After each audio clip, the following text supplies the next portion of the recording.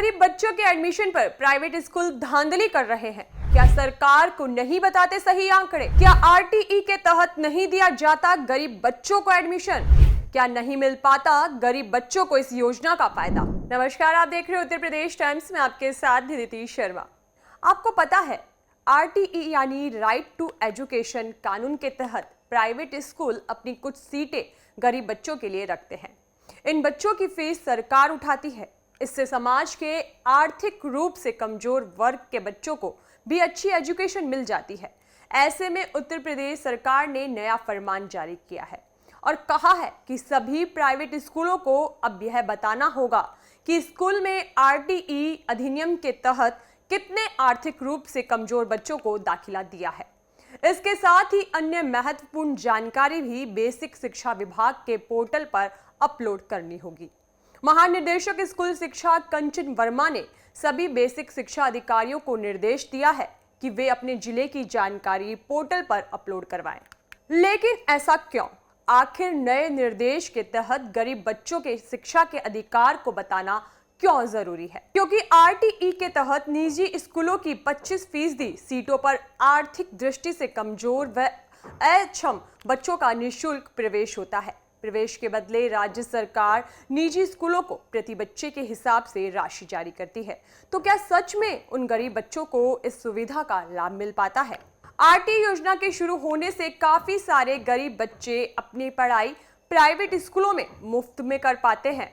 बता दें, भारत सरकार का आरटीई योजना को शुरू करने का उद्देश्य गरीब बच्चों को अच्छी शिक्षा प्रदान करना है।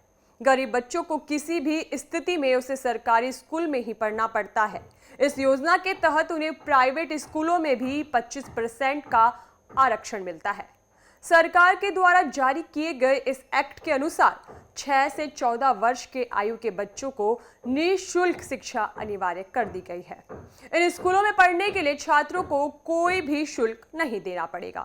प्राइवेट स्कूल में बच्चों को जितनी सुविधा मिलती है वह सारी सुविधाएं इस योजना के तहत चयनित बच्चों को भी मिलनी जरूरी है। प्राइवेट स्कूलों में शिक्षा सरकारी स्कूलों की तुलना ज्यादा बेहतर होती है, इसलिए हर बच्चे प्राइवेट स्कूलों में पढ़ना चाहते हैं। लेकिन गरीब बच्चों के पास पैसा नहीं होने के कारण वह अपना नाम नहीं लिख पाते हैं। इस योजना के द्वारा सरकार उन्हें फ्री में प्राइवेट स्कूलों में पढ़ाएंगे। पढ़ाई के दौरान होने वाले सारे खर्च सरकार शिक्षण संस्थानों को देंगे। बता दें कि महानिदेशक कंचन वर्मा के पत्र में कहा गया कि प्रदेश में सभी विद्यालयों को यह सुनिश्चित करना होगा कि आरटीई योजना के अंतर्गत सत्र 2024-25 के लिए छात्रों का नामांकन, विद्यालयों की 100% मैपिंग और रजिस्ट्रेशन और पुराने तथा नए छात्रों का विवरण 16 अगस्त तक आरटीई पोर्टल पर अपलोड किया जाए। आरटीई पोर्टल पर स्कूलों को school mapping, registration, detail form, editing, verification, registered school details, update, closed school student details, student promotion और ड्रॉप आउट स्टूडेंट की जानकारी भरनी होगी।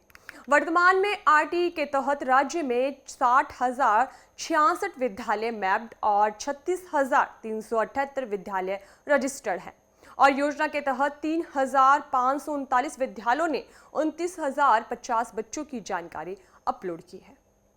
देश विदेश की तमाम बड़ी खबरों से जुड़े रहने के लिए देखते रहिए उत्तर प्रदेश टाइम्स। धन्यवाद। हम हैं देश के दिल, उत्तर प्रदेश की धड़कन, उत्तर प्रदेश टाइम्स।